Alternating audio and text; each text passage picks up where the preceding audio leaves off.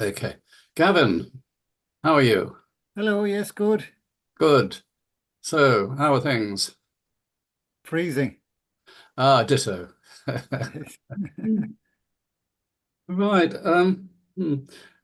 I'll while we wait for Chris Jolly to join us, I'm just going to read. Paul Goff has asked that I read out a statement from him at the beginning of proceedings. So perhaps I can do that now. It only takes about a minute, um, and I will do that. And hopefully, Chris Jolly would have joined us by the end of that. Okay. Um, Paul says, this is his statement. There are two types of people. The first are people who have from day one been hearing English, learning to read, write, and speak it. If you suggest to them that the English language is to be reformed, and from now on they must spell English words in a different way, the answer I suggest will begin with one F and end with two Fs. The second type of people are those who would like to learn English as a second language. They need to learn to pronounce each word individually. It doesn't need to be like this. I suggest Pinglish is the solution. It works for both groups. Group one don't have anything new to learn. They just need to know that Pinglish only uses lowercase A to Z sounds and the vowel uppercase sounds that are written in capitals, plus a few letter sounds. In a few tests with adults, it was found they had no problem reading Pinglish once aware of the rules. Two are yet to be subjected to tests, but I believe that once they have learnt the rules, they will be able to read Pinglish as easily as Group 1. To help in this goal, the Pinglish project has been translating English words and stories into Pinglish. Till now, almost 19,000 words have been translated, and dozens of stories are now available to read in Pinglish. Very soon, a website will be up and running, and users will be able to access Pinglish. Oh, did I forget to mention, Pinglish doesn't use punctuation, only full stops. I defy anyone to come up with a better way to simplify English. I want the Pinglish project and TESS to work together to achieve the goal of making Pinglish the easiest language in the world. That is Paul's statement. Anyhow, any comment on that, perhaps we can have in the general wash-up. Well, welcome everybody. I'm still looking for Chris Jolly, who was going to give the first lecture, and he knows it's 8 o'clock. I'm going to just try and email him, and if he doesn't respond, then perhaps Simon, you're supposed to come second, but would you mind coming first? If I come? Okay, okay, if you want. Yes, Let me that's okay. just, I don't want to delay things.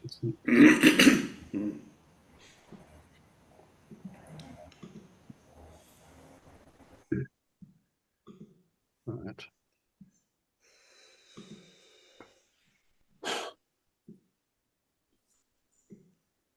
Simon, would you like to start? And Yes, if you will. I'll email Chris saying we have started. Joins you in a second. I think that's probably the best thing. So welcome everybody. It's very good to see so many people here. No doubt we'll have one or two more before the evening's over. We've got 1, 2, 3, 4, 5, 6, 7, 8, 9, 10, 11, 12, 14, 15, 16. That's not bad. So Simon, might I invite you to start your talk? Okay. Can you hear me okay? Is the sound okay?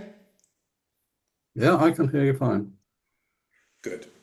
All right, then I'll start. This is a presentation about spelling reform. Why and how. My name is Simon Vickers. I was educated in England and moved to France as a student and stayed on. I am a professional translator, mostly translating from French into English, technical documents about nuclear engineering and radiological safety. I got interested in phonetics when asked to stand in for the English teacher at the French company that I was working for. Phonetics made a lot of sense to me, and in 2004 I took a course in phonetics at University College London. I am a committee member of the English Spelling Society, which was formerly known as the Simplified Spelling Society. My motivation, well, I suppose I could become rich and famous, but doesn't seem to be working out. So let's say, conventional English spelling is such a mess that I just can't stand it. That's it. But back to business. First, let's consider communication systems in general. A communication system consists of three parts: an encoder, a means of transmission, a decoder. There are many such systems: telegraph systems that use encoded electrical pulses, optical fiber systems that use encoded light pulses, semaphore that uses waving your arms about with flags possibly, etc., etc. Morse code was previously greatly used. Binary code is universal in computer systems. Now let us consider the case of language in general. Hello? In language, sounds are used for communication. Each language uses a set of standard sounds. These are called phonemes. In the case of the languages of Europe, there's quite a lot of overlap of the phonemes. In addition to the phonemes, stress is used to modify meaning. For instance, if I say, "You can hear me," "You can hear me," "You can hear me," "You can hear me," and "You can hear me," the meaning obviously changes. The phonemes and stress of a language can be represented by a set of symbols called an alphabet. There are many different alphabets, such as those used for Latin, Russian, Arabic, Greek, etc., etc. If, for a given language, the alphabet unambiguously indicates the phonemes and stress, it is said to respect the alphabetic principle. Now let us consider the case of the English language in particular. The problem. Clear communication in English is possible using 45 phonemes. This is not controversial. These cover the sounds of mainstream British and American speech. Unfortunately, for historical reasons, conventional English spelling does not fully respect the alphabetic principle, making it extremely difficult to make the connection between text and the phonemes and stress. As a result, even some of the best speakers of English make mistakes. The noted celebrity chef Nigella Lawson said microwave for microwave. And the famous TV personality Stephen Fry said high chair instead of high chair when reading the first Harry Potter book. The situation was baby Dudley throwing a tantrum. I even once, in a YouTube recipe, heard someone pronounce the word vinegar with the accent on the second syllable. Oops. Learning the spelling, pronunciation, meaning of the words of English is a daunting task that can be compared to learning Chinese. And this makes teaching English as a foreign language particularly difficult. Now let us consider possible solutions. To make spoken and written English match up, the following methods have been used. Firstly, respelling, consisting of altering conventional spelling. Secondly, phonetics, consisting of using special symbols to represent the phonemes and stress, one for one. Thirdly, phonics, consisting of making the best of conventional spelling. Okay, let's consider these three in order. Firstly, respelling. Respelling consists of altering conventional spelling to make it correspond more closely to speech. It is based on the idea that the letters of the alphabet should be pronounced in a certain way. Respelling ranges from odd, simple changes, like the spelling of the short form of the word mother to M-O-M, because that is the way the letter O is pronounced in the words mother and son. And it ranges to complete systems like traditional spelling revised, which was chosen by the English Spelling Society as the best that could be devised. Many attempts have been made to find the underlying rules that enable conventional spelling to be predicted, but with little success. Perhaps the chaos theory approach might work better. Some highly intelligent and motivated members of this society have sought to identify the underlying rules of conventional spelling pronunciation, to no avail. Although the English Spelling Society has promoted traditional spelling revised, recognised as the best of a large field of respelling systems, there has been little take-up. Now, moving on, phonetics. Phonetics is a study of the sounds of speech. In 1886, a group of French and English language teachers devised a set of symbols, most of which were Latin characters, to represent the sounds of English and French, and subsequently of many other languages too. This was named the International Phonetic Alphabet, frequently simply referred to as the IPA. Over the years, the IPA has become amazingly complex. The original English and French team decided that the Latin letters would need to be shared out between the two languages, with the result that a certain number of common ones were lost to the English, such as the letters O, E, and Y. For instance, in the IPA, the letter Y is used to designate the sound heard in the French word oui, which corresponds to yes in English. And maybe the IPA is not so international as it could be, because, for instance, the same symbol, called a schwa, which looks like a little E upside down, is used in French for the sound E, and the English sound E. The IPA has never found much practical application in language teaching in England, but in France it has. Phonics. Phonics and phonetics are two entirely different things. Phonics consists of making the best of conventional spelling to teach pronunciation. I'm not going to consider phonics here in any detail because I think its usefulness is limited in this context. I would subscribe to the view of John Wells, the Emeritus Professor of Phonetics at University College London, where I studied, and a former president of the English Spelling Society. This is what he wrote.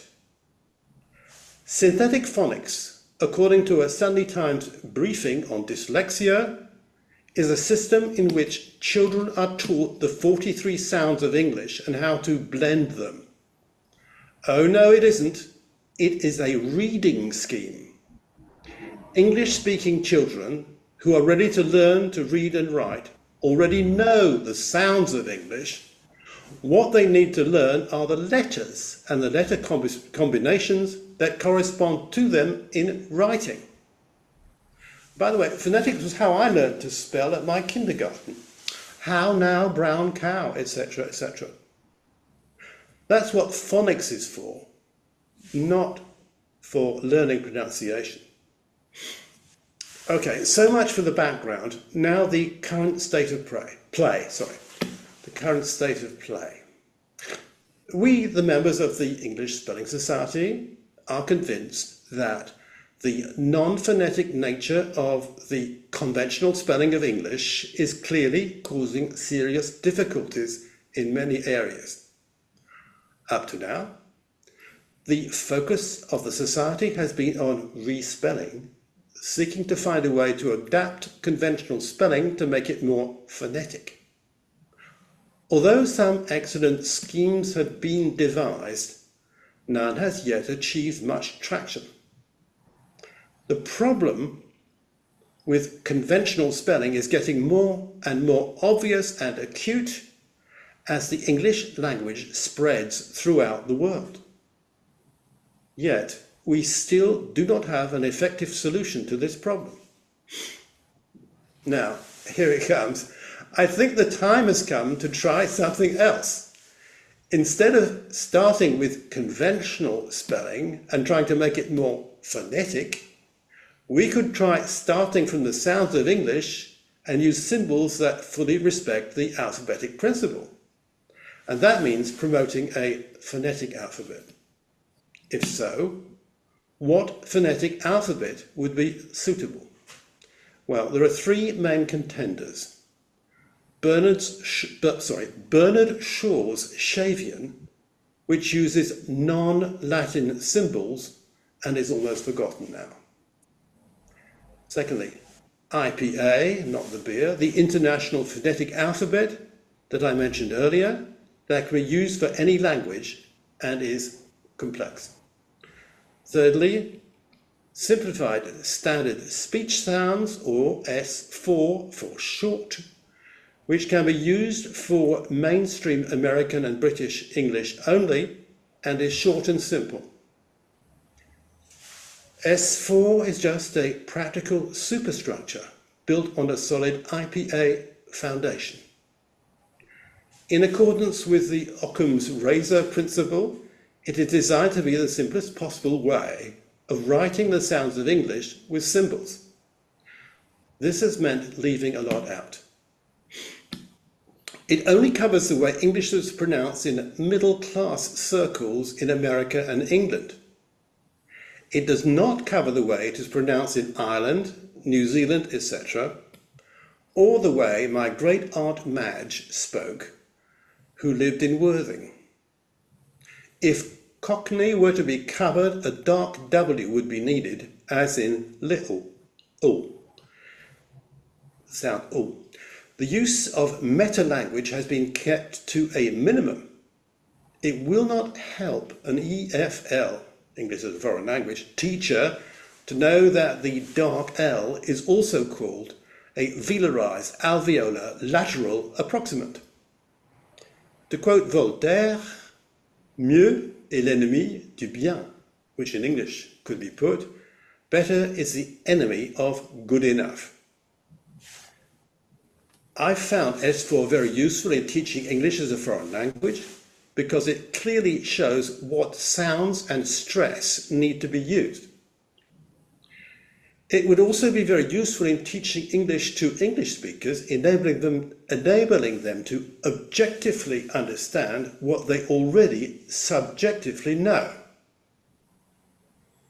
In France, for instance, phonetic text is much used for teaching French to foreign learners.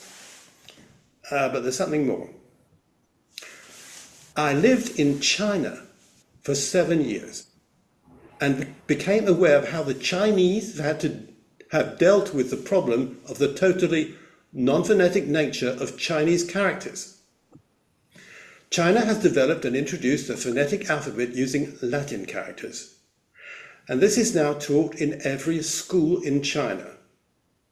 It is called pinyin, and it officially defines the pronunciation of Chinese. Well, Mandarin Chinese only, really. It makes learning spoken Chinese easy if you are a foreigner. It certainly helped me. Also, the pinyin system is used for entering Chinese characters on any computer or phone. As you type in the phonetic pinyin characters on a standard keyboard, suggested Chinese characters appear in a logical fashion and are selected on the fly. The typing rate is as fast as typing English, and there are no spelling mistakes. I will come back to this in a moment. There is a lesson here for the English language.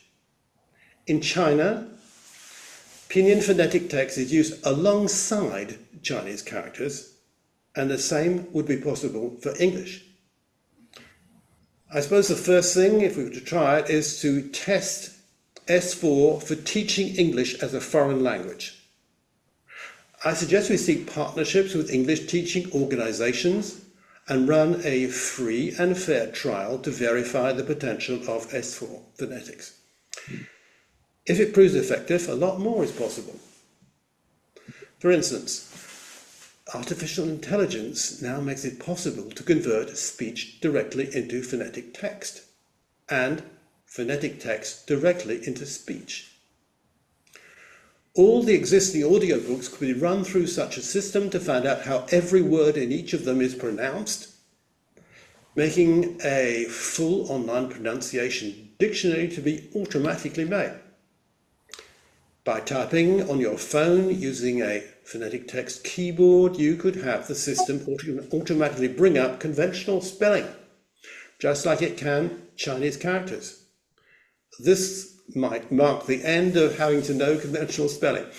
I know some Chinese people, they can't remember how to draw the characters anymore because they spend all their time on their phone typing pinyin. Another thing, learning English pronunciation could be done on a computer with no human teacher very effectively.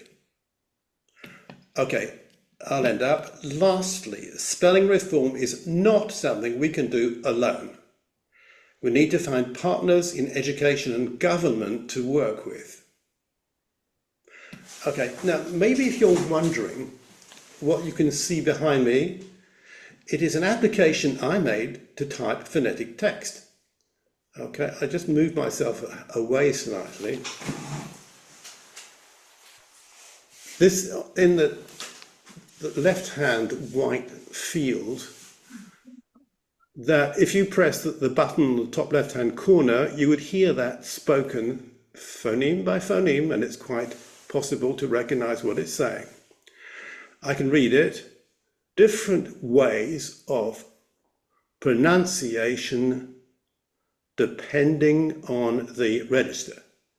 Now, if you look at sort of above my head, it says different ways of pronunciation depending on the register. So here we have different ways of saying, well, is it not? Isn't it? Isn't it? Isn't it? In it? In it? Okay, that's it then. Now, if you have any questions, please go ahead. Thank you very much, Simon, for that very thoughtful contribution. Thank you. I said we're having a question session afterwards, so we have 10 minutes for anybody who wants to address questions to Simon or to make comments about his contribution. Okay, I'm standing by. May I take the opportunity to welcome Elizabeth? It's very good to see you from Australia. I hope the hour is not too unsocial for you at the present moment. Peter Whitmore from Auckland is also with us this evening. And it's very good to see all of you here. So I'll open the session. Any questions to Simon? After which I'll ask Chris Jolly to make his contributions. Okay. Xie Simon, Washiwan Jager. Hello. Would you maybe be able to distribute a written version of what you said? Yes, I'll be posting the whole thing on the website, the alternate website that we have getting ready. I'll put the whole text there. I have it ready. I just read it off. Oh, xie, hen hao. Hang on, just I'm going to put these on because I can hear better.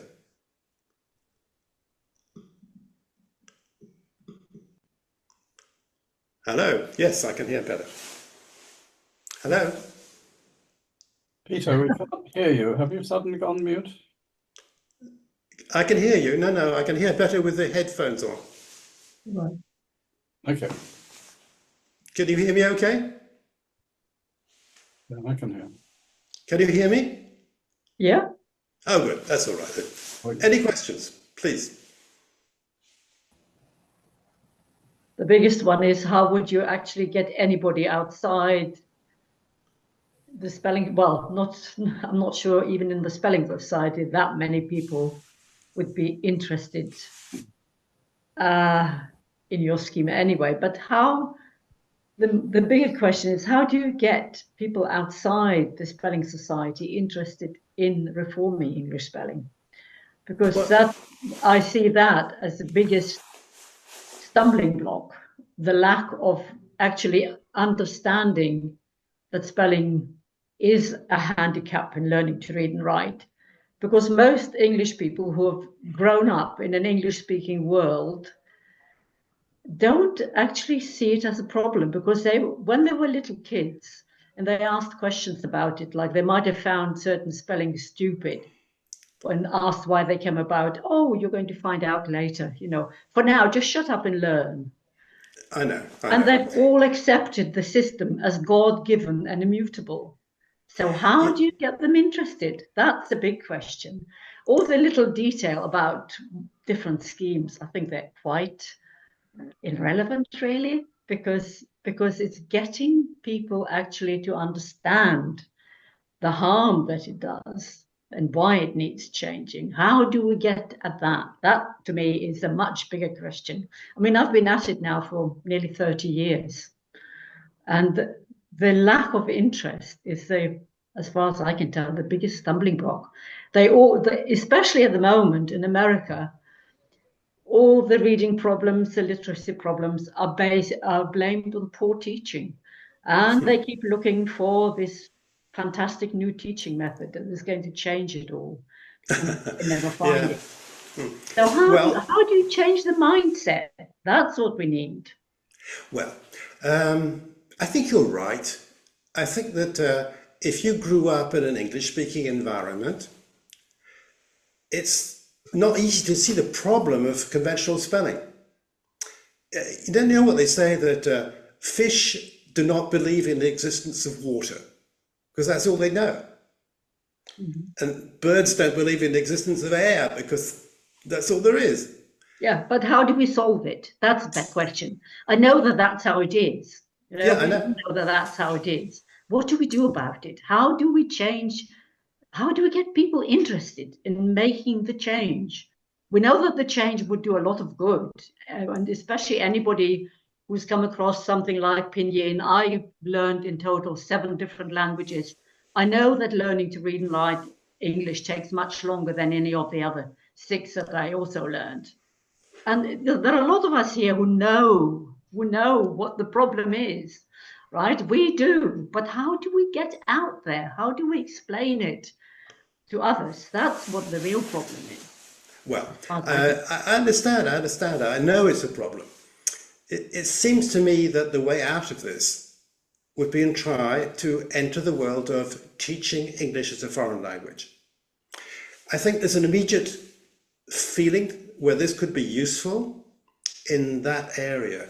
I suggest we try and find some partnerships with English teaching organizations who are teaching non-native speakers to learn to speak English, because this gives them a strong framework that people can directly use, and they can see what it sounds should be and where to put the stress. It's like reading music, really. It's anybody who learns it, who knows how to read phonetic text, can pronounce English perfectly well, even if they don't understand it very well.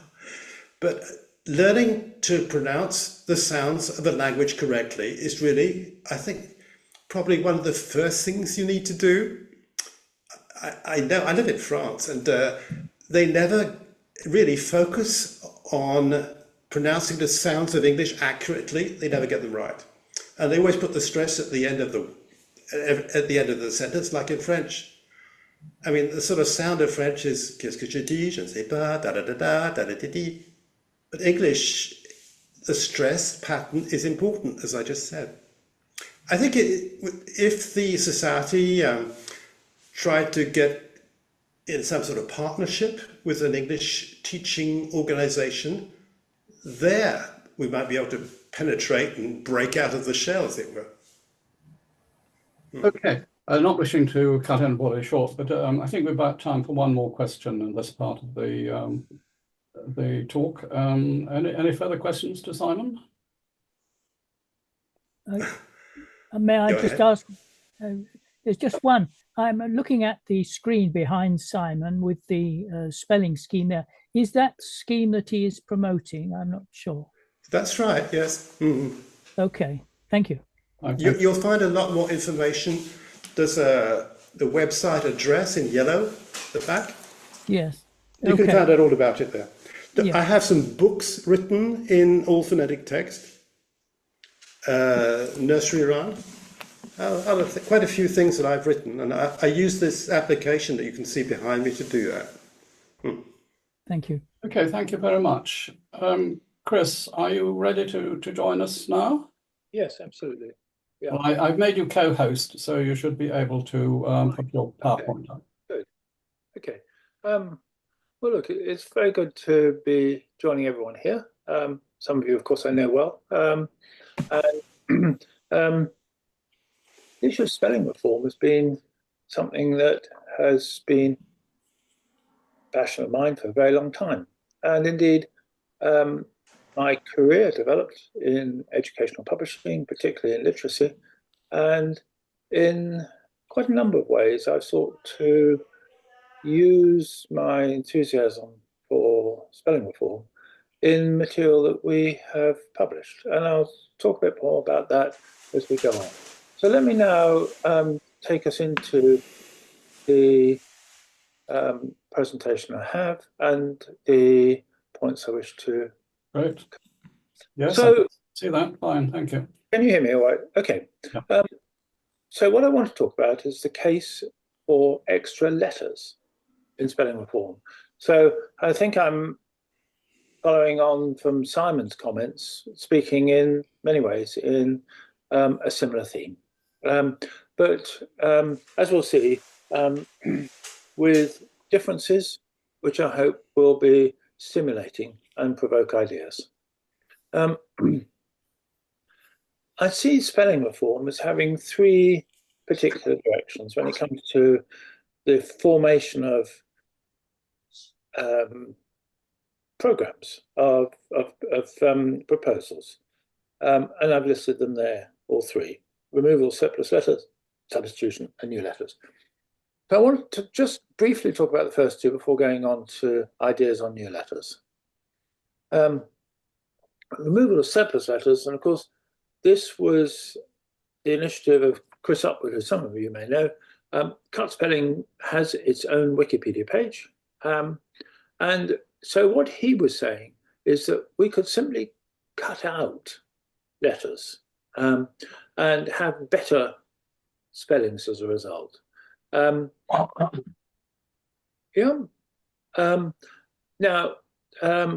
I put out some historical ones that have happened to an extent. His ideas were more like on the rounds of friend, taking out the I, build, taking out the U, and so forth. I thought it was a very well-structured proposal with a lot of academic credentials and rationale behind it.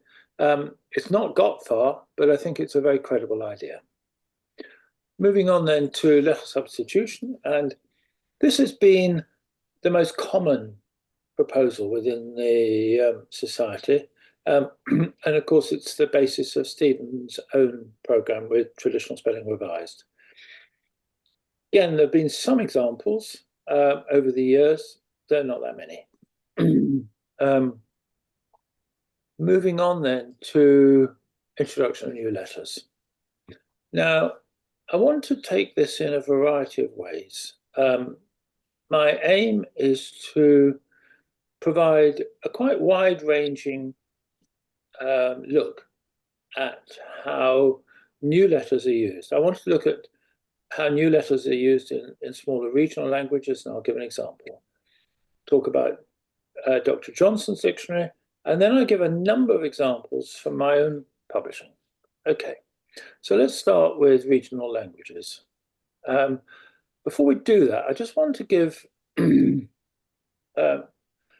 these examples, which I've taken out, which are symbols which have been introduced within living memory. Now, some of these, you may say, oh, well, I've known them before. We've all seen a plus sign before. Yes, indeed, of course we have, and an X sign. The point about these is they now have very specific meanings within websites, and that we are now familiar with, if not all, then a very high proportion of these symbols, and indeed many others. The symbol for @ as in used in email addresses, has become popularized in living memory, and there are quite a number of others. So I mention this simply that I feel that we should not, of itself, be resistant to the idea of new symbols. They are, in themselves, highly effective, and the way they're used in raising opportunity and ability for society. Okay. So the regional language I've chosen here is Maltese. And I've given an example of text in Maltese below there. And the reason I give it is because it has examples of unconventional letters, which are commonplace in use in Maltese. And you can see on the first line there, there's an H with a cross over the top, rather like a T. If you go down to the very bottom line, you can see a G there with a dot over it. In fact, further along, you can see a Z with a dot over it. These are symbols which are in everyday use. People understand them. I don't actually know what they mean, but I'm just intrigued. Maltese is not unusual in this. A lot of languages have them. Some, like German, have one or two that we know about, and some Norwegian, but this is quite common, and in my experience, more common among regional languages, smaller regional languages, than the large, more popular one. These things exist. Turning now to Dr. Johnson's dictionary, what I'm seeking to show here is that in his time, when he was doing this dictionary, I and J were distinguished morphemically. The shapes were known, and they were used as we use them. The letter I was used for the sound I, the letter J was used for the letter J. However, what was not done was that they were not taken to be separate alphabetic letters. They were considered a single alphabetic letter, just with different morphemic representations. So if I take you, sorry, let's go back. If I take you down this line here, we can get to Jasper. But after Jasper, which is JAS, we get to whatever this word is, iotroboletic, which is IAT. And then we get to Javel, which is JAV. These are defined in order by the second and third letters, not by the first. The I and the J are considered to be the same alphabetically. Over on the other side, halfway down, you can see Giselle, and then below it, ice. So again, JA comes before IC. Another example, also from Dr. Johnson's dictionary, is U and V. Again, they are distinguished in the way that we do now. The letter U, meaning the sound A, the letter V, the sound V. Their shapes are as we know them today, but they were considered as one alphabetic letter. So you get the situation down here, for instance, I go down, Udder, UD, Uddered, UD again. Sorry, back again. But VE for veal coming next because the E comes after the D. But then we get back, if we go, oh, sorry about this. We get back, no, that's the only example I've got there. Right, so you can see these things are determined by the second and third letters. So what did Johnson himself say about this? Well, what he said was this, and taking an example of U and V. He says that V has two powers, expressed in modern English by two characters, V constant and U vowel, which ought to be considered as two letters. But as they were long confounded, In other words, as they've long been considered combined as one, alphabetically. While the two uses were annexed to one form, the old custom still continues to apply. So what he's really saying is that he is representing what is happening. And what he's not doing is trying to shape English spelling, although he perhaps does so by advocacy, but not in terms of the use of the thing. So this raises a question. We've now got U and V distinguished. Is this something that we can extend further? And I invite you to look at the letter Y. And Y is used both in typefaces and in handwriting in one of two ways, which are discrete and different and do not merge. One is, as in, you see Blythe here, based on the letter U, and as in the word beyond here, based on the letter V. And what I invite is that we might actually, as a society, extend this and use the U-shaped one as the vowel, I, fly, try, my, and the E-shaped one as the consonant, yes, yet, and so forth and beyond. Okay, that's just something to think about. Let me move on now to publishing that I do. So I published a program called Jolly Phonics. You might think I put the Jolly in there straight away since it's my last name, but in fact that was really my authors who did that after several years. But it's a program that's become very well known. It's a shape policy in this country and been widely used, and we're used around the world. And we've been at the forefront of what's called synthetic phonics, which, as Simon was talking about, was about sounding out and blending. Now, what we've done in Jolly Phonics Extra is introduce some new characters, and you see them here in the. And in the case of Y, yes, sure, we've got the Y for the vowel, as in my, try, and so forth, and we've got the Y as a consonant. But we've got all these others as well. I just pick out a few points which could be interesting, perhaps, in terms of program development. You could take the view that the purpose of spelling reform is to identify the phonemes in the language and then represent them. We've not really done that. It's very much more pragmatic, and let me explain a bit more. Firstly, we've taken a number of phonemes, and you can see them down here, the lower right-hand side, where we've not sought to make changes. So forth, OU, right next to them as digraphs, meaning two letters for one sound. By contrast, for instance, we've taken this one here, third line down, and we've used the typescript A for words like ask, glass, fast, ask, fast, which we call dialect A.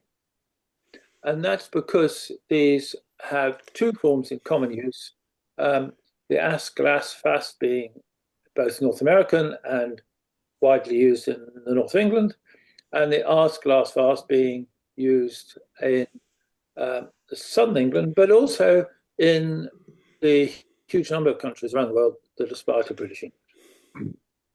Another example we've taken is this one here, on the second page, go down, a backward Z. And we've used that for where the spelling has S, but the sound is Z or Z, and where, and this is quite common, his, has, dogs, and this is morphemically, so by shape, much more similar to regular use. And of course, it is commonplace for a whole lot of plurals. Many plurals are phonemically with the sound Z rather than the sound S. So that shows how we do it. Now let me show you examples of this Jolly Phonics Extra in use. How does it work? So we say to children they must learn not only the existing ones which we taught all along, for E, for OR, but also these symbols. And then we represent them. And so we expect children to know both. And we do tree like this, but we also do tree like this. We do ball like that, but we also do ball like this. So this symbol for OR is used where A is used. And and this is actually quite common. AL is common, ball, tall, all. AU as in autumn, and AW as in saw. Right, so these are taught. And this particular program happens to be most widely taken up by pushy parents in English as a second language countries. So we sell this quite widely in the Middle East, and we have done historically in China. The program continues with storybooks in 3 levels. So here's level 1, quite simple, and where letters that are not part of the word now, the sound, are put in faint, as you can see there. And you can see the backward Z there, and this is. A bit more here. This is this E with an entry stroke is the schwa. And then these ones here, we make some changes to the sound, so tribes, the IE for I, UE for use. Sorry, let's go back again. And so forth. So you see a number of things here that we use that I've been talking about. The idea is that children will try to read with this one at the first to begin with, but then they can refer down here to stand out and blend and get that spoken word. And of course, in these contexts, it's not sufficient to say, well, there's always an adult that can tell them, because children may be taking these books home with parents who do not able to read or write English themselves, but who are very keen that their children are able to. Okay, so let me turn to the second way in which we've used new letters and new letter symbols in our publishing, and that's in the Jolly Dictionary. Sorry about this.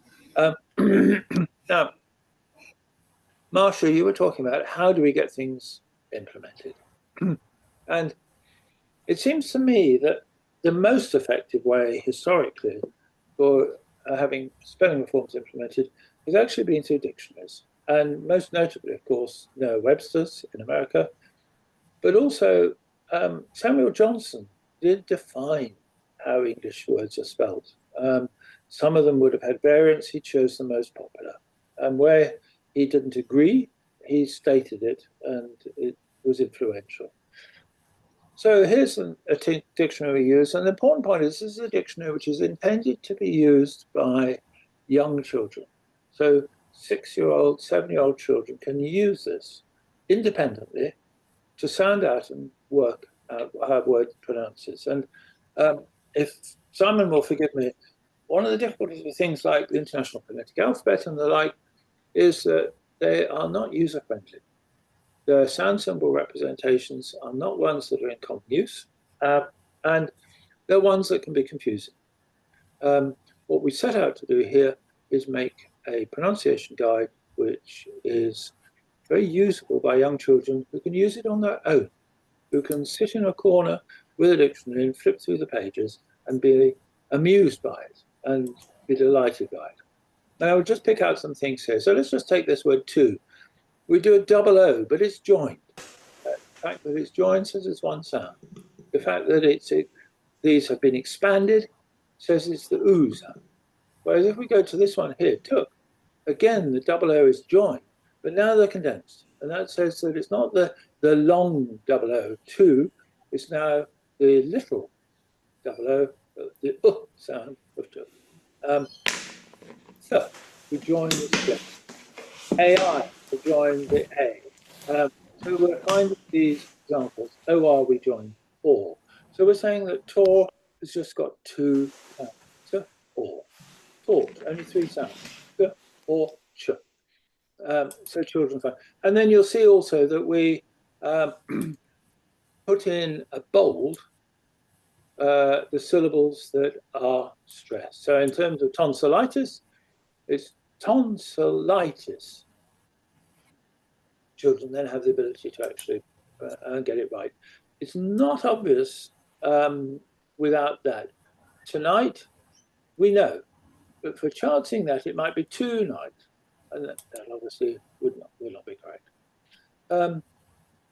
Looking more closely at things, we take it here, and I showed you how we took, if I take the word fast, that we use the TypeScript A for the sound that is fast for some people and fast for another. We use the same spelling. We can describe it with the same pronunciation guide. Children in different places can interpret that in different ways. It is, as John Wells previously mentioned, said that in his own work, he described it as a lexical set. That's what we use. No stress in fast, just one syllable, but in fast, yes.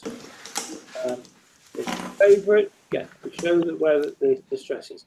So this is an attempt to not necessarily use new letters, we're not using new letters here, but we're making changes that are one can in publishing by joining words, letters together, by doing use of bold and faint and so on and so forth, by use of, in this instance, of the TypeScript, to try and provide values to them which can be useful in children in becoming literate.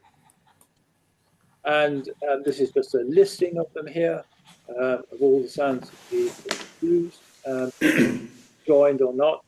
And I'll just take you to the discussion here, as it were, between Make and Mickey Mouse, two characters of ours. And they pick out two words here in their discussion. And the words are insult and insult. And these are words that are different, but differ only in their stress.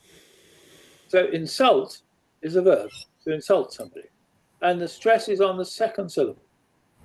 By contrast, an insult is a noun, and the stress there is on the first syllable. And so this is explained here, although otherwise these two words have exactly the same spelling. Now, what I'm not saying is that this necessarily needs to come into a program for popular spelling reform, that we should be using bold and what have you. Not at all. But I'm just pointing out what can be done and how the publishing process can adapt the look of letters in order to enhance the learning process for young children. Then finally, in terms of publishing review, I want to talk about a thing called Jolly Bilingual. Now, you'll all be aware that English, frankly, as a language, is just sweeping the globe. To be educated today, to be middle class today, you need to speak English. Not learning their English, for instance, in a European context, is effectively to be uneducated. And that's increasingly happening around the world. And with it, therefore, comes a very strong desire by parents, by schools, and by educational authorities to have English taught very early on. Spain is by no means a forerunner in the early teaching of English. We know that the Dutch and the Scandinavians, even Germans, are well ahead, but the desire is there. And the program I publish is quite widely used in Spain. Now, what we're doing here is not teaching English as a second language or foreign language. We're teaching English, along with Spanish, as two first languages. They, from the very first, when children first start school with Jolly Bilingual, they will be learning both English and Spanish at the same time with equal emphasis. And we do this, again, by altering the shape of words. So you may be able to see that the A in this word here, pan, is different from the A in this one. It's like condensed compared to this one here, which is pan. So this is R, the consonantal R. And so this word is pan. Whereas this second one here uses the English A. So this word is pan. So a child seeing that will say pan, and a child seeing this one will say pan. They won't necessarily know which is English and which is Spanish, but they'll be able to do it correctly. And the same one here. This expanded U is U. So this is Luna, whereas this standard U is A, as in la. And let me just show you how the teaching process works. So here we're teaching the letter U in Spanish. This is expanded U, as in mundo, and cuatro, una, and the children pretend they're a wolf at night howling at the moon, going, ooh.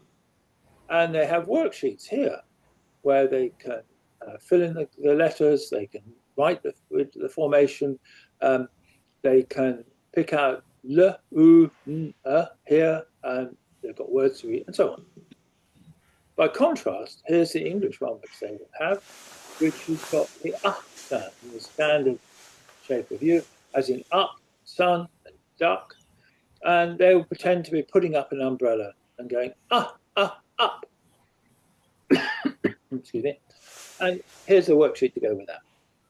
So it's an umbrella, and they've got words here, up, sun, mud, and so forth. They practice it, and so on and so forth. So Jolly Bilingual, we've done conferences in Spain. Here you can see, but we're still piloting. And we provide handbooks, we provide flashcards, we provide big images and we have a number of schools piloting it, and it's all under the direction of academics at the University of Seville. And to give you some feedback on it, we've done studies comparing schools which do Jolly Bilingual, so they do both English and Spanish, compared to schools that just do Jolly Phonics to teach English. And what we find is that the children in the bilingual do better both in English and in Spanish. The fact that they do better in English was a surprise, but they do better in both. The tutors and the pupils have enjoyed using it. They found it fun. And I've heard of anecdotes of pupils pulling each other up and saying, no, now you speak it English way. And so they enjoy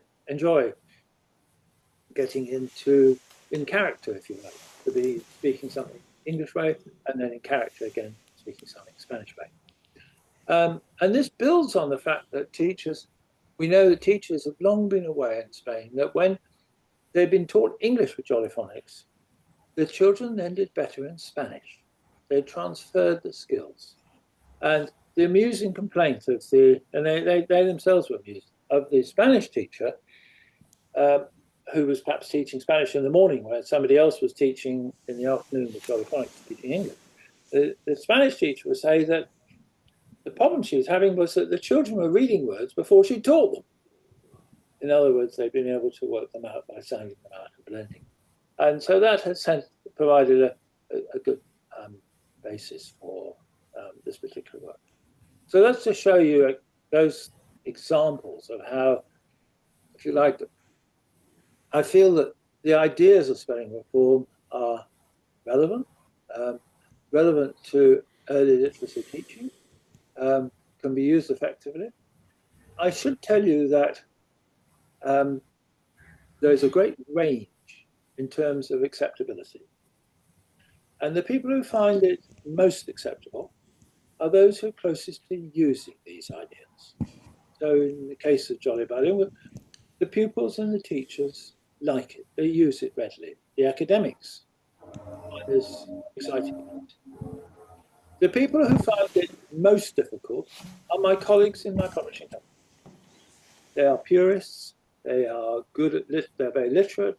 They think that people really should just learn English as it is. And so in promoting this, I've had a find it surprisingly difficult within my own company. So I mentioned that just as an indicator of how there's supporters and opponents who come, well-meaning, but come with their ideas. So to finish, I've just really thrown up these discussion points. And the first is really, should new letters be included in the spelling reform? Not historically, the society has tended to be very apprehensive about including new letters. They've been viewed as somewhat over the top, basically. And should they be in a portfolio? And then how you might want to introduce them.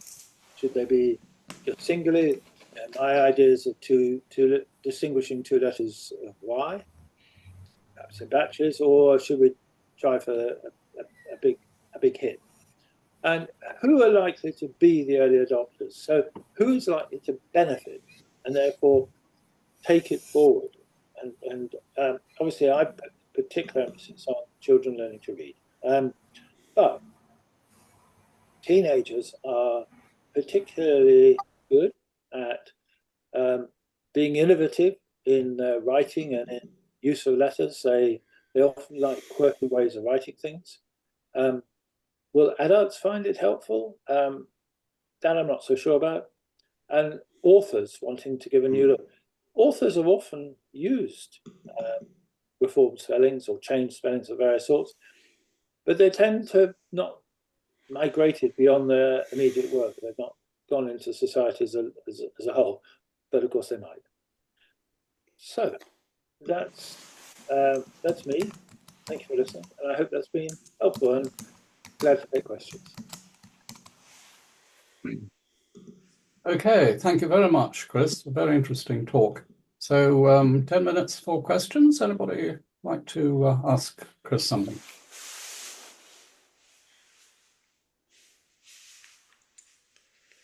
It seems to me that Jolly Phonics has got something of respelling in it to a certain degree. It's not just the plain conventional alphabet way of spelling. You've changed some letters. Within the classic program that's provided to schools and schools around the world, the program uses conventional letters. There's some things that we've done which are unconventional. And I must admit that when I started, I thought we'd get shot down on several schools. And it perhaps worth mentioning what these are. One of them is that we do not teach in an alphabetical order. So we teach, we start with the letters S, A, T, I, P, N. And we do that because you can form more simple 3-4 letter words with those than with any other 6 letters. Sat, tin, pin, snap, that sort of stuff. In fact, what we found is that it became so popular, it became so effective, it got children into reading so swiftly that it's become remarkably quite a convention among our competitive products. And the Letters and Sound program of the Department for Education started with SAT, and then they switched it PIN, but we're talking about the same 6 letters. Something else that we did is that we taught a number of sounds with a digraph. A digraph is 2 letters, 1 sound, not joined, just 2 letters. So we taught the sound A, as in rain, as AI. And we have an action for each, and so the children pretend that they had to go to the doctor, they can't hear very well, and they cup their hand to their ear and go, A? And then after they've been to the doctors and had their ears cleared out, they're all fine, they're more A's. Very interestingly, North Americans have no concept of A, meaning, A, what do you mean, A? Yet, since it's quaintly English, they go along with it, it's fine.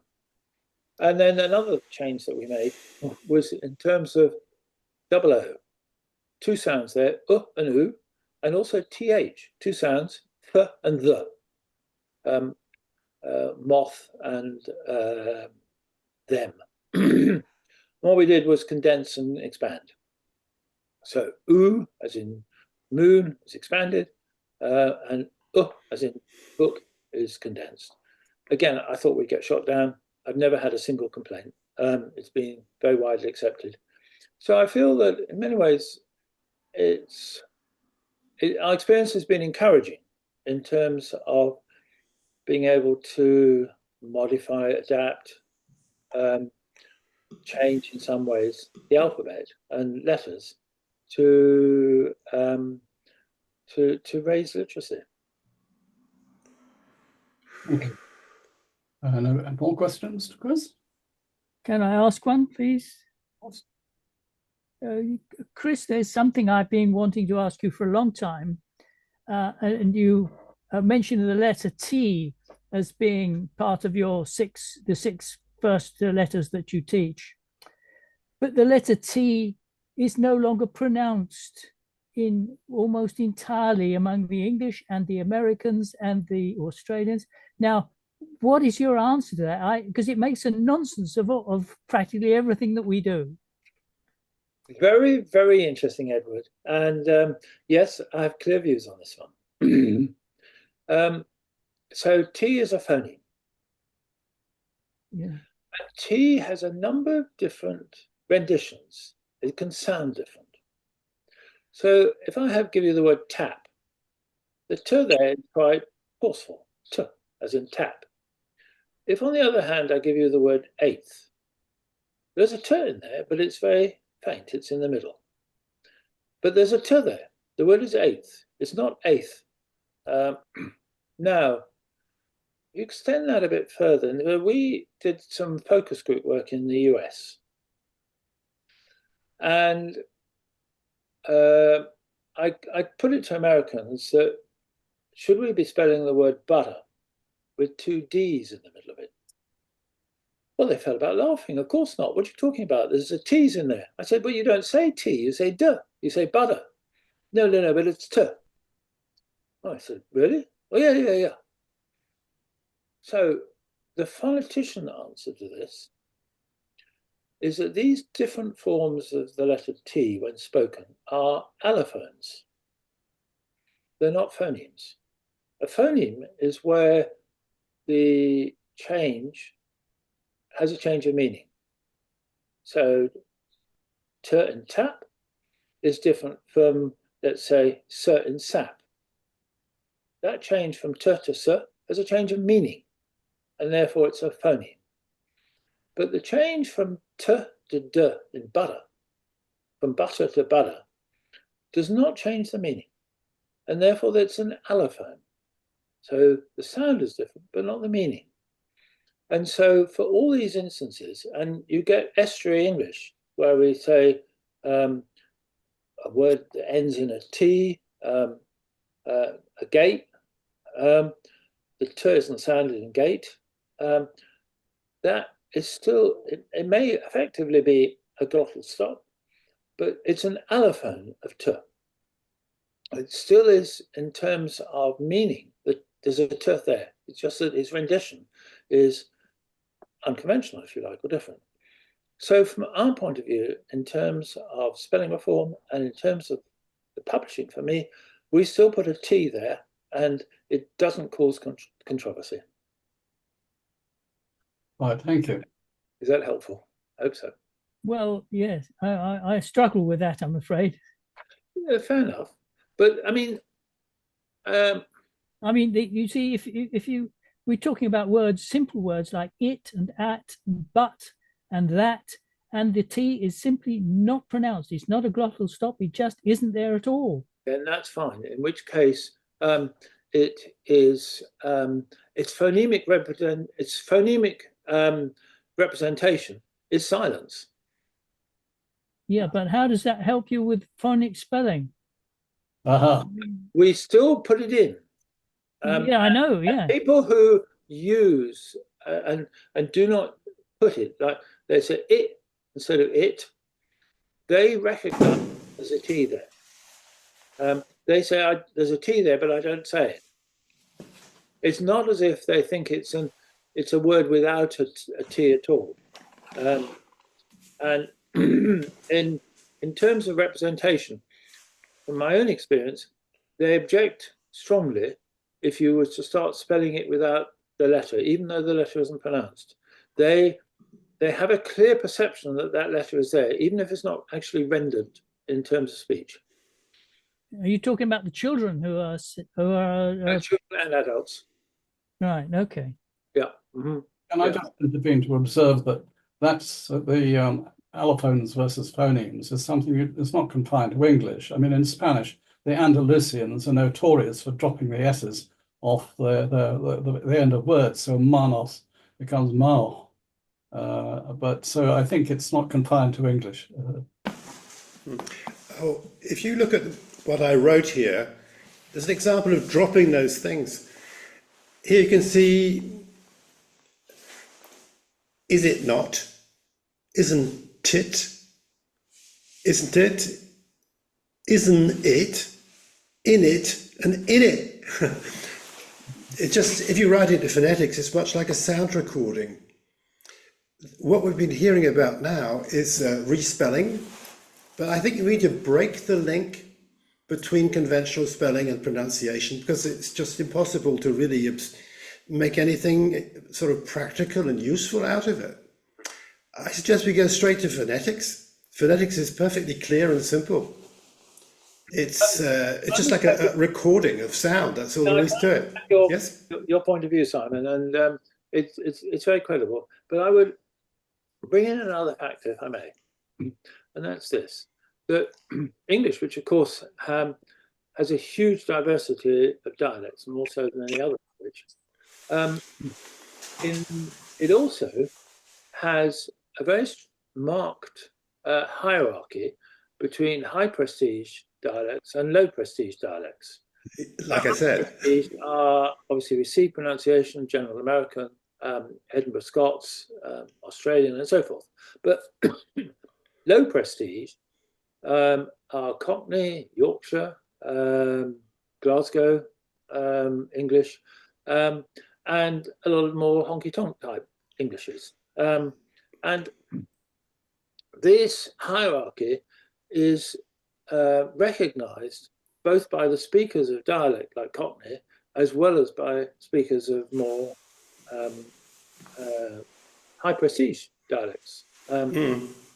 Edinburgh and Glasgow Scots, the hierarchy between them is recognised universally between them. And those who speak low prestige, they're solid in their adoption of it. It's about their identity. It's about being specific to an area, whereas high prestige dialects, by and large, are more fluid in terms of area. They don't recognise location in the same way. So there are advantages in dialect, but they recognise that they are not really a model for the language as a whole. I understand what you're saying. They prefer their children to speak proper. All I'm saying is phonetics just records things as they are. There's no better way of saying it. For example, you could say that, you know, the tongue twister. You could say, in American dialect, I suppose, there are 30,000 feathers on a thrush's throat. English middle class speak, there are 30,000 feathers on a thrush's throat. Only Cockney, there are 30,000 feathers on a thrush's throat. Yeah. You can, with phonetics, you can render that phoneme for phoneme, stress for stress. With respelling, you can't. Yeah. Okay, well, thank you very much. Can we go on? There'll be room for a general, anything that hasn't been asked to speakers now can be brought up at the end of the session. Are we ready to go on to the next one? Which is me, actually. Bear with me. Right. Here we are. Right. Let me just do that.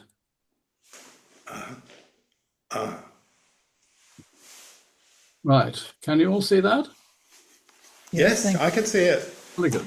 Why has so little progress been made since I 1908? did see that with relief, because when I practiced with Chris Jolly on Monday, I was having enormous difficulty. But if you can all see it, that's absolutely fine. Right. Radical versus conservative, the quest for an acceptable alternative to current English spelling. Oops. Right. I start with a frank but brutal question to all spelling reformers. What realistically has the Spelling Society achieved since its formation in 1908? Well, on the positive side, independent academic research shows that, as we have been arguing, English has undeniably the most irregular of all spelling systems based on the alphabetic system. The seminal Seymour study, published 2003, revealed that English-speaking schoolchildren can take more than 2 years longer to master basic spelling compared with those speaking other languages. The economic and social costs of this are unarguable. The rational case for reform is strong. However, realistically, we have made no progress in persuading the English-speaking world to embrace spelling reform. Many regard our efforts as misguided, idealistic, and unrealistic. And the political and cultural climate at the moment is not propitious, given the general rise of populism, hostility to change, and resistance to rational argument. Why? Well, obviously, one major element is the daunting task of reforming English spelling. The fact that for a combination of factors, modern English contains up to a third of words whose spelling is in some sense unpredictable. In short, what academics term a deep orthography. Add to this the innate conservatism of many people to spelling changes throughout the world, the indifference of politicians who see no boats in it, and the absence of any body comparable to the Académie Française or the Real Academia, coupled with the fact that many English-speaking countries still bear somewhat residual hostility to the colonial founder. And then finally, there is a glaringly obvious problem, the elephant in the room. Reformers have failed to unite behind any alternative system. It is claimed, although I have not been able to nail down the source, that the late Prince Philip was for a while a supporter of English spelling reform, but lost his enthusiasm for it in the light of reformers' continuing failure to agree on what should replace it. This probably reflects the sentiment of many who are otherwise at least benevolently neutral on the subject. Looking at other languages, it's not impossible for such alternative spelling schemes to gain acceptance, nor has the initiative in all cases come from government. Pinyin, the method of writing traditional Chinese characters with Roman letters, has been recognized since the 1950s by the Chinese government, but on the basis of much prior work by private individuals and organizations. It has not replaced the traditional logographic system, but is the standard for Romanized transcription and is used for many purposes, including use as a teaching aid for non-Mandarin speakers. In Korea, Hangul was created in 1443 by King Sejong the Great. It was an attempt to increase literacy by providing an alternative to the Sino-Korean Hanja, which was based on Chinese characters. Hanja was almost most unsuitable for writing Korean, especially as the latter belongs to a completely different language family from the Chinese. But the fact that Hangul did not become widely adopted until the late 19th century illustrates the traditionalism and snobbery of the literary elite throughout the world, who in Korea no doubt criticized the new system for dumbing down, shades of discussions nearer to home. Why haven't English reformers agreed a solution? Why? Well, it's not for want of trying. It may be unfair to suggest that there are as many alternative English spelling schemes as there are reformers. However, the personal view section of the Society's website alone contains some 30 alternative schemes, and there are many others which have not been posted there. This is an area where rational debate is often difficult. Many authors and their supporters cling rigidly to defending their schemes and rule out any compromise. There is a tendency to believe that the virtues of a particular scheme are self-evident. The International English Spelling Congress was intended to resolve this conundrum. The intention was that as governments were unlikely to take the initiative, we must try and develop a bottom-up approach to reform, in which reformers would, after due consideration, approve one of a number of the schemes submitted. Building on that choice, the preferred scheme would be promoted at grassroots level and, hopefully, would become widely adopted on an informal basis until it became accepted as the new norm. These objectives have sadly not yet been achieved. The Congress attracted a great deal of publicity, and many signed up as delegates, including many who are not members of the Society, but who are interested in the possibility of reform. A good discussion took place, but only 72 took part in the final ballot, a figure considerably smaller than the number of delegates, and the margin for the chosen scheme, Traditional Spelling Revised, was fairly modest, having gone through only after redistribution of preferences. The situation was even less satisfactory when it came to consultation with the Society's members. Only a handful bothered to reply to the question of whether they would be prepared to accept the chosen scheme. and of these only a tiny majority were approvers against those against. In the circumstances, it's not surprising that the committee of the Society decided that any support it would give for TSR must be strictly limited. This means that discussion of further new schemes can continue, that financial support for TSR is strictly limited, and the whole issue is to be reviewed after 5 years. Where do we go from here? Is there any point in continuing to try and find an agreed alternative given these setbacks? I would answer strongly in the affirmative, because I continue to believe that the absence of an agreed scheme remains one of the main stumbling blocks of progress. This is obviously a matter for debate, but I challenge anyone to put forward a contrary view. Realistically, is any government going to step in to take the matter out of our hands? Failed efforts of Theodore Roosevelt in the USA and the later experience in the UK in the 1950s offer a cautionary tale for politicians. Realistically, the reform movement is on its own and must rely on its own resources. Could somebody mute themselves, please? There's some background noise coming through. It's Masha. Masha, can you mute yourself, please? Who's this, Johnny? That was Joy, yeah. Is he Johnny? But I just thought I should have one, I think it's just that one, you know, the tricky to pronounce. Yeah. Just restate. Masha, can you mute yourself, please? As a pronunciation. Yeah. Right. How do we move forward constructively? Perhaps one way forward is an appraisal, not of the merits of individual schemes, but of conservative and radical schemes generally. The two categories both share certain characteristics among themselves that are not found in the other. Indeed, there is something of a fundamental divide between the two. Let us look at conservative schemes. Relatively few such schemes have in fact been developed in recent years. There is cut spelling by Christopher Upward, already mentioned. This essentially removes the redundant letters. It also introduces some substitutions, for example, the use of the letter Y for the IGH combination in words such as light and sigh. There is the so-called house style, which the committee of the Society adopted for a while, but subsequently abandoned. There is Masha Bell's reducing just the worst irregularities.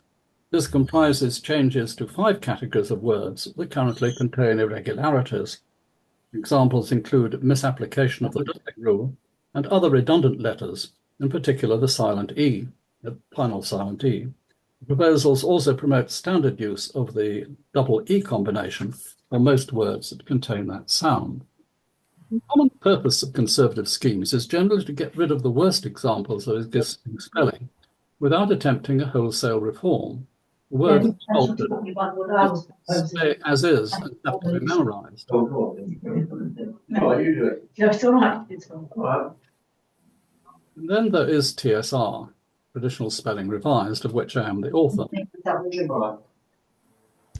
This was more ambitious than other conservative proposals because it does seek to make English spelling one-way phonemic, as with systems such as Danish, French, and Portuguese. That means you can predict the pronunciation from the spelling, if not always vice versa. I believe TSR does just about achieve the one-way objective, but it does so at the cost of quite complicated rules.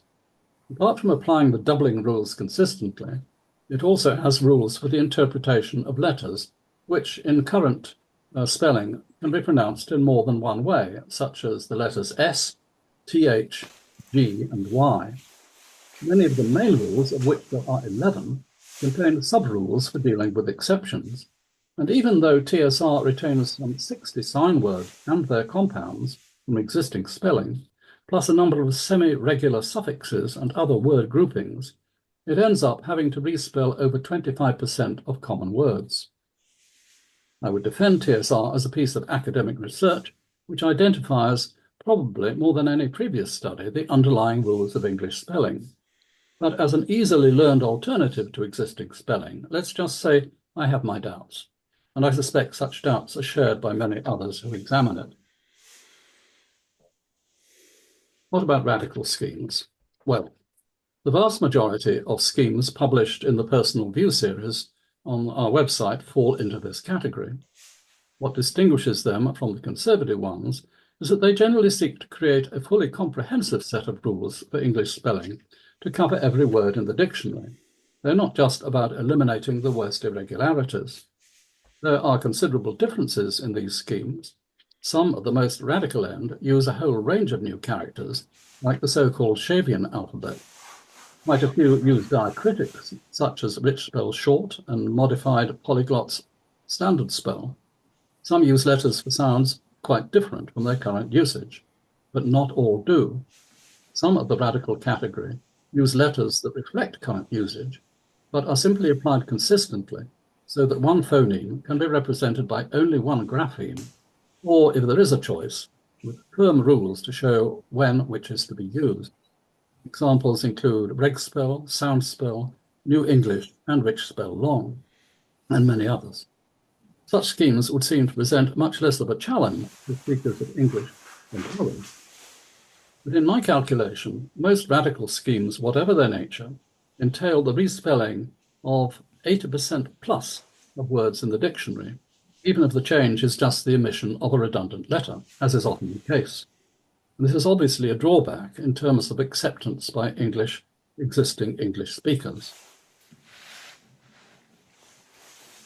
To carry this discussion forward, I think some fundamental questions need to be addressed. Firstly, there is an inherent tension between ease of learning and familiarity. The former, which arguably is the priority of radical schemes, caters in particular for primary school children, ESL students, and those of secondary education onward who have yet to master basic spelling. The second, while seeking some improvement in access to literacy, addresses in particular those who are broadly familiar with English spelling but need assistance in the areas where they stumble most. In this context, TSR is a bit of a duck-billed platypus because while it seeks to build on the rules of current English spelling, it would also change most words that do not comply with the TSR's rules as defined in the scheme. But, as I have said, TSR has distinct limitations. The conservative scheme may, on the face of it, be more acceptable to the wider English-speaking world, but the more it remains similar to existing spelling, the more irregularities it will inevitably contain, which have to be memorized. And we must always think of those coming new to English spelling. Familiarity will not be meaningful to those people as they haven't become familiar with English spelling in the first place. Acceptability to existing users is important, but I suggest not the only consideration.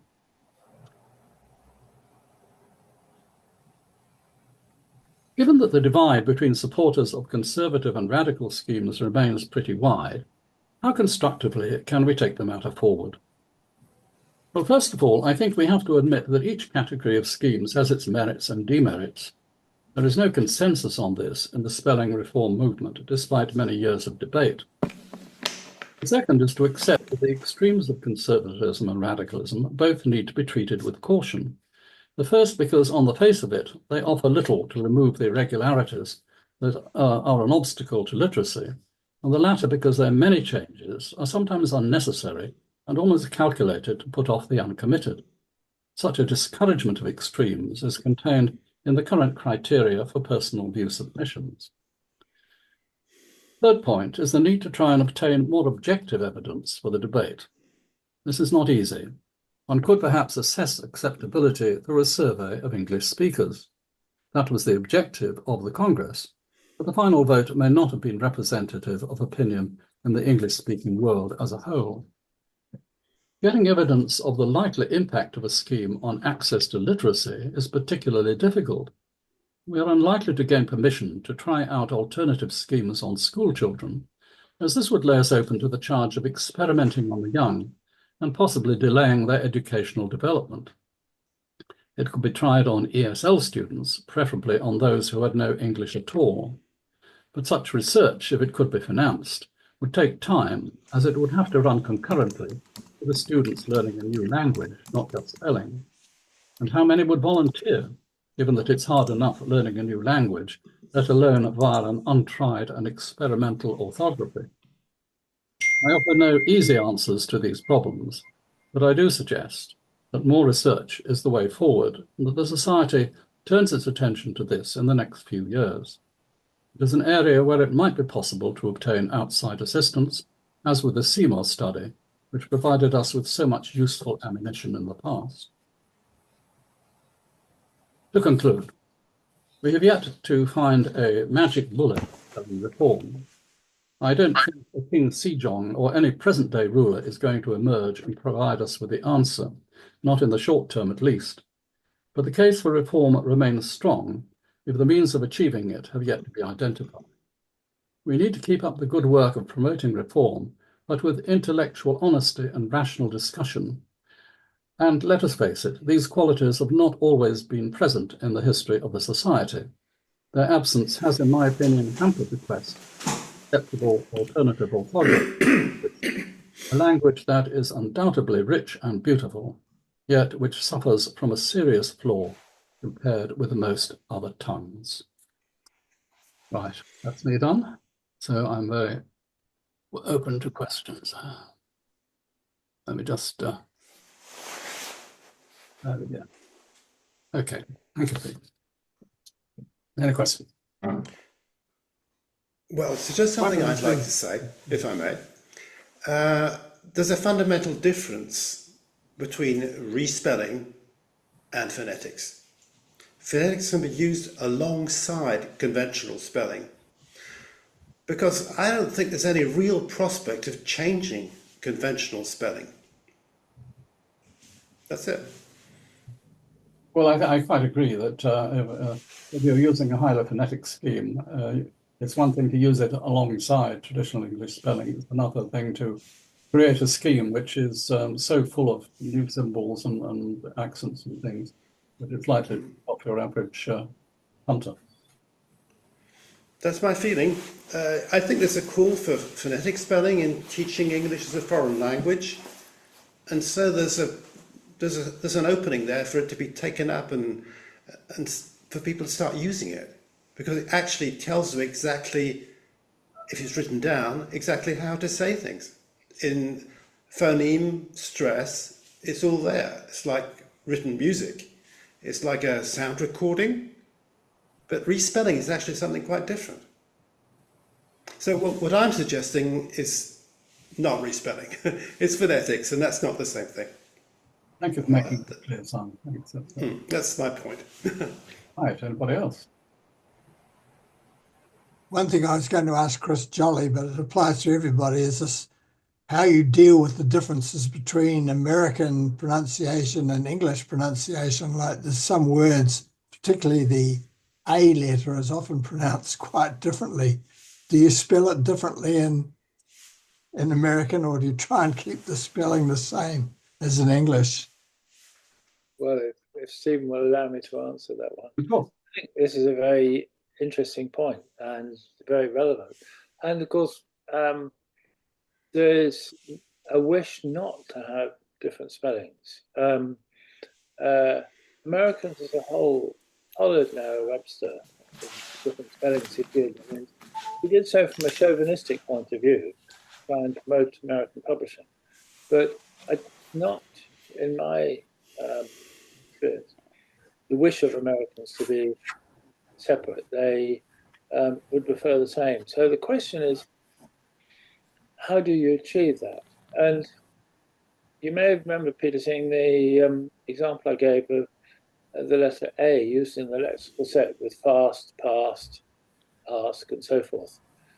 And that we use a separate symbol there to represent that particular use of the letter A.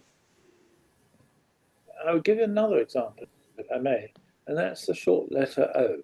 Now, we say dog, D-O-G, dog.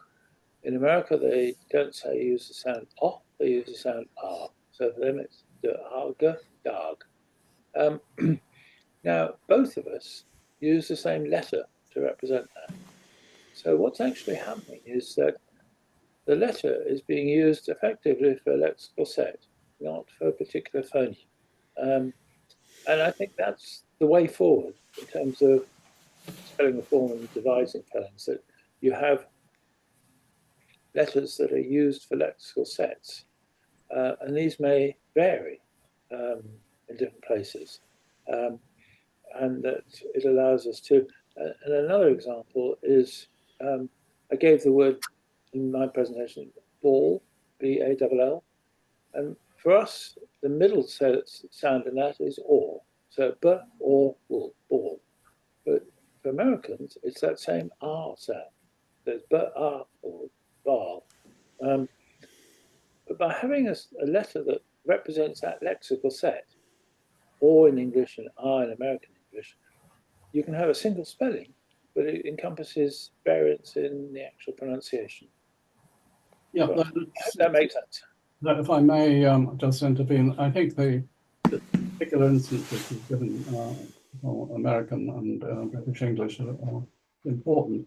Certainly, when I was drafting both reg spell and traditional spelling revised, I was very anxious to keep the different letters for the sound pot and pat.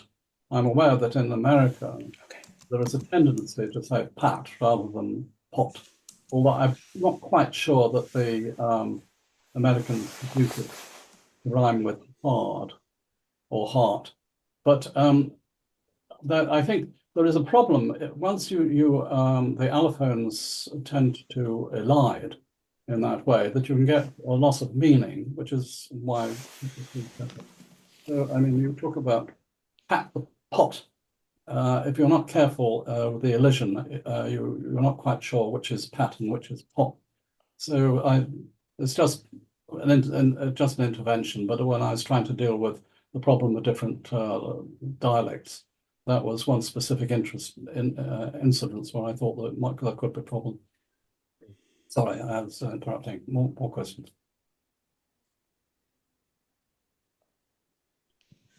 Right. Can I, unless anybody else wants, can I take the opportunity, representatives from New Zealand and Australia being here, just to ask them, how do you down under pronounce the word pot? Is it similar to the American? Is it to the British? Pot. Pot. Yeah, pot. English way. Nearer English than American. If I'm right, one of the differences certainly in New Zealand is similar to Southern America, is that the I and the E are not distinguished. So in Southern America, they'll have a pin, and it's either a writing pin or it's a stick pin. And I believe the same is true in New Zealand. And I remember being in a class in New Zealand, and the teacher, there was a word there, R-E-P, which to me, rep, but, sorry, R-I-P, R-E-P, rip. But the teacher pronounced it as rep, and then said, rep, let's show our children we mustn't rep the paper. So again, the sounds between it and e were not distinguished. There is, of course, example in French that I and E, so short I and long I and E are not distinguished. So ship and sheep are not distinguished. And a Frenchman can look out at sea and see all those sheep. They always use a long I, that's true. Pardon? And I just It's always a long I, it's E, not it. Yeah. You call that a long E, a long I, would you? I would say, it's a name for it, yeah. Yeah, fine. Yeah. Can I just I offer? don't want to rip into what you're saying, but I think in New Zealand we usually say rip for RIP. Oh, I have a story about this. When I flew into New Zealand, my wife dropped her keys under the chair. And when we got off the seat, you should say, when we got off the plane, she realised she hadn't got the keys on her, and she asked me if I could phone the airline. So I phoned the airline and said, look, we were in seat such and such. Did you find any keys? And the answer I got was, have you got a PIN? And I thought, I would never give a PIN number over the phone. And he said, here, you need a PIN to write it down.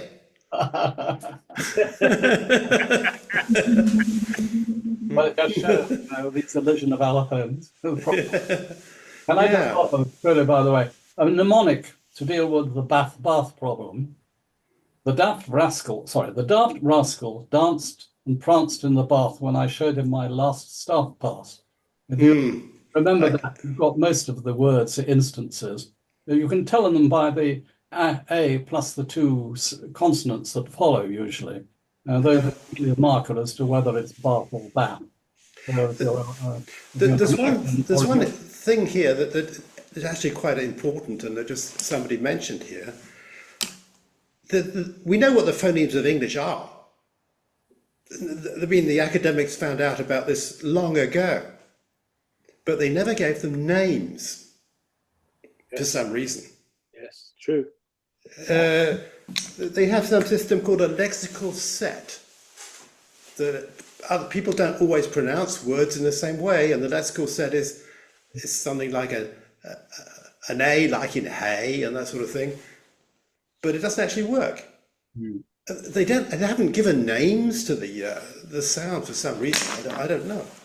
If any of you have long, That's a very salient point. In my presentation, you may have seen me get all the words, and we had to develop names for some of them. Me too. Yeah. And here's an interesting one. There's so there's double O that can be now. Some people call those long double O and short double O, but there's a problem if you do that. I would call it a long and a short O coming from phonetics. Well, a short O will be O, and a long O is O. But the thing is that short letters double the consonant. So if you have cut and you go to cutting, you must have two T's because it's a short U. But if you go from look to looking, you don't have two K's. So you can't call it a short double O. That's conventional spelling for you. It's all nonsense. No. In my publishing, we originally did call it a short double O, but we then moved and we now call it the little double O. So there are, in fact, in English, only 5 short vowels. Yeah. And those are the ones that cause the doubling of the consonants. There's a way of spotting the difference there. I mean, the doubling rule applies when there is a single vowel, so that you've got hat, hate. But if you have 2 vowels, as in look, or double O or OU, the magic key and the doubling rules don't. That's true as well. Yes, absolutely. Right, getting into fascinating depths here. Any more questions about my? I did like your presentation. Thank you. Mind yours. Stephen, I thought it was good, and Simon too. I thought it was really good. Well, yourself too. Thank you. I welcome the fact that we've got this, different presentations to an audience, and appreciate people who've taken the trouble to be part of this evening. And thank you very much for everybody. Or this morning, in some of your cases. I was wondering. I was frightened that we'd only got a tiny handful of people turning up, but we've had about 17 people attending, and I've just had a message from Jack saying, will this be recorded? Yes, it is being recorded. I will place a copy of the file, the video file, accessible on the website. I will try and do a summary, written summary, which might take a bit longer, but it is certainly my intention to post it on the website as we publish the final session of the Congress. So that's the answer to Jack's question. Any general observations before we pull stumps? Well, thank you very much indeed. Should we do this again? Well, I was going to say, please let me have any feedback that you want. You can post it either through inquiries at spellingsociety.org, or you can send it to me. And my email address is on the website under offices. So it's very good to see you. Thank you all for your contribution. I think it's been very valuable. It's helped us to put our thinking caps on, even if we have a lot of different ideas. But the whole idea is to try and bring consensus forward out of diversity. So I hope in that. Stephen, may I, just before you go? Is that Jaganesh? Paul. No. Paul? Paul, yes. Paul, yes, do contribute. Yes, please. Yeah, sorry. I was just wondering, does anybody have any questions about what you talked about earlier about the Pinglish project? I did say that there'll be an opportunity. Does anybody want to address a question to Paul about his Pinglish?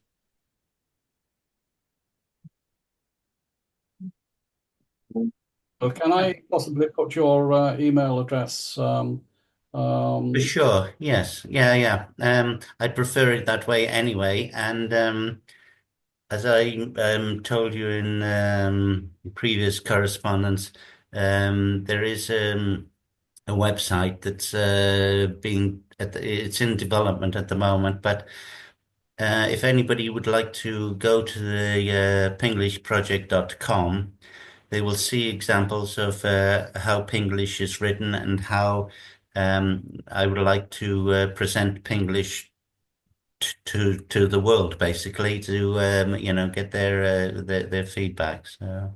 Okay, Paul. Well, thank you. I think I now know who is present, and I've got everybody's email address. So I'll send a group email with Paul's email on. So if anybody wants to comment to Paul, please do so. And Yeah. please do let me have your feedback. I think we could well turn in this at least into an annual event. So, give all the members and other reformers an opportunity to exchange views. Unfortunately, with Zoom, we do have the opportunity to do something which would have been quite impossible a few years ago. So that's great. Yeah, I understand that. But for me, I've been working on this project now for more than 2 years. I'm keen to get it out there, and I really don't want to have to wait another year for another Zoom meeting. So You've already more or less drafted your Pinglish as a schemes for submission to personal view, and we'll look at sorting the wrinkles of that out and putting it on the website soon, so everybody will be able to see it. Yeah. Just people who haven't contributed. Gavin, are you there? Yeah, I'm here. Yeah. Okay. Well, my main thought from the evening was actually Masha's question about, what are we going to do? And I know it's a perennial question, and it seems like so many brick walls and dead ends and everything like that. But for some reason, I was struck by the thought that listening particularly to Chris Jolly's presentation about the new letters and the colourful books, etc., about teenage readers. I'm going to show my age now. Like the likes of the Harry Potter series, people who wrote those kind of books. If the newer one in a series of well-known books came out in this new spelling, and there was keyboards already ready for iPhones and Android phones, so that the kids would be able to replicate it themselves when they're writing to each other, having read these books, they could follow that spelling convention for fun initially. It was just a thought that came to my mind. I think you're right, Gavin. I think it's very interesting. I've noticed that teenagers, particularly, can be quite happy to experiment with how they write things. They can write funny E's, they can write dots with circles, and they can just experiment a bit. And they like the personalising. So I do think you're right. I do think there's scope there. Good. Anything from any of our other pretenders, either Jaganesh or Beckenbosch? Well, thanks everybody thanks for all the presentation and all the work that you presenters have done. Yeah, so that was good and interesting to listen to. Very good. Thank you. Okay, well, if there are no more contributions, I think we'll jump. Oh, Nigel, did you want to say something? Just a thumbs up and to say that we ought to make this a regular thing. Jolly good. Well, make this regular. Thanks to my fellow contributors and to everybody who attended. As I said, this is being recorded. Let me just stop recording it, because if I do that, then